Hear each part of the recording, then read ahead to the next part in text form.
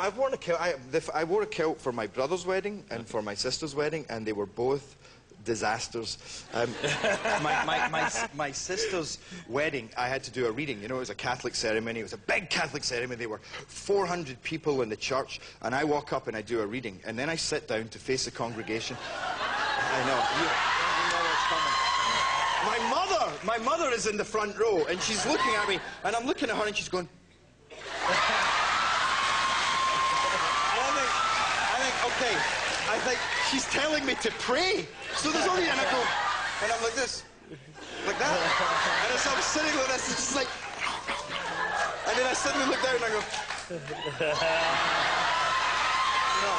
My brother's wedding, I was the best man, and I had to make a speech, and I was so nervous, and I go into the cubicle in the toilet, and I have my speech, and I'm sitting there in the cubicle, and I'm doing that, you know, I'm reading the speech, and I'm going, because I'm trying to be a comedian in this speech, and then I stand up, and I feel dripping on the back of my legs. And I'm like, oh no!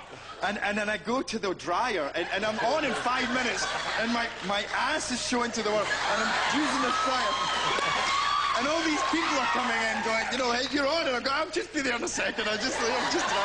So it's not really the Braveheart that you would imagine. No. Kids screaming. And I turned around to this woman and said, are those kids in distress? I don't know why I was so formal, but anyway, I walked over, and this kid came over screaming, saying, my friend, he's in the river. And I looked in, and he'd gone under the water. He came back up, went under, and so I dived out and possibly performed the worst exercise in life-saving. I mean, instead of being like that, you know, I was totally vertical, just swimming and trying to touch the bottom. And then I came out, and of course, conveniently, everybody had now noticed after the fact. So they were all crowded round, but I didn't know what to do, but a guy gave him the Heimlich manoeuvre, and then he was fine, and then I got an award for that, actually. Oh, that's right. Oh, that's right. They said, we'll come and get you, come and join the travelling carnival. So the next minute, like, within a day, I'm in Sacramento or Bakersfield or one of, you know, I went to both in the end, but working on this wacky wire. Has anybody ever heard of the wacky wire? Wacky wire? What is that? Wacky wire, where you come down with this piece of metal that has a loop in the middle, and you bring it down without touching the wire in the middle. I couldn't even do it for 3 days. Nobody wanted to play because they're like, well, let's see you do it. I'm like, I can't. Why would I do it if you can't? And the first kid, this little kid came up on his own, and he gave me $2, and he didn't even get a centimetre. He just, and I went, here, take it back. I thought, I can't do this. Within, you know, well, you might clap, but within a few days, I was taking money from every kid in the carnival. And I was like, I tell you what, sir, if you give me $20, I'll give you an extra couple of shots, and if you win, I'll give you your money back. I'm taking money off of everybody. You know. They live 5 miles away from Balchwydder, which is where Rob Roy McGregor is buried. Oh, yeah. Well, there you go. There's people there just, yes! But yes! I like to watch, the amount of people that know your references is getting smaller and smaller. I mean, we did a moonlight flight to Canada, to Montreal, and then, so then, yo, baby! He went to Togoland, and he bought copper. He got malaria. He ended up in the hospital, and I was supposed to go and get injections and go down. Then his French-Canadian wife, I suppose it was my stepmother, said, nobody will make a fool of me. I am French, and I will go and show these people. And so she went down, and she was a connecting flight in Paris. She fell down the stairs, honestly, and she broke her ankle. She broke her ankle, and they took her on to Togoland, and she ended up in hospital with my father. And I had this penthouse in Toronto, and I have to say, I felt bad, but I had the time of my life.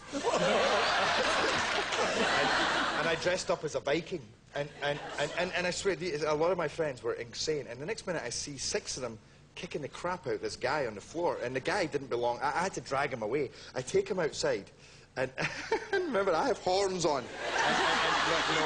and hair, you know, like false hair and a helmet and furry boots, and I took him outside, and I'm holding him, saying, you can't come back in, mate. And he grabs me by the throat, and he's like, what are you saying? And he pulled me right next to his face. So I gave him the best Glasgow kiss.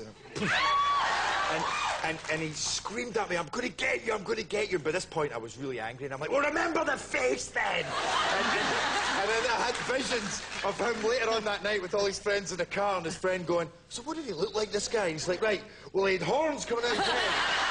He's funny boots on. in fact. We were home, I've known him all my life. Yo. Well, the next day it was in the Scottish press, It was Gerard Butler is the next James Bond. He admitted it himself in a television interview yesterday. Now, they don't realise that then all these magazines picked it up and started saying that I was walking about saying I was the next James Bond. Yeah. I wasn't, really. You know, I'm not. But I'm going to walk... And then my mother called me up and she says, well, you're not doing yourself any favours because, you know, I said, what are you talking about? She said, well, you're touting yourself about as the next James Bond. And I said, what? And she said, you're in the paper wearing a tuxedo with a gun in your hand like this. I'm like, I never took a shot, so they put my head on somebody else's mind. I'm like this. Actually, the accent I do best is American because that's the one you'd be asked to do the most. So I spent a lot of time walking about, you know, trying to pass off as an American. You know, can I have a latte, please? And, with my, you know, and waiting for somebody to go, what are you doing? It's terrible. I'll tell you my two Michael Jackson jokes. All right, why does Michael Jackson like 29-year-olds? Because there's 20 of them. And,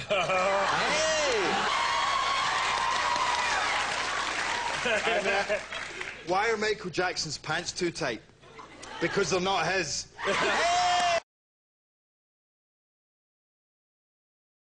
Let me know your lips. You want to know my lips? Junior's head is hot as rock. Now, Junior, behave yourself. Ow!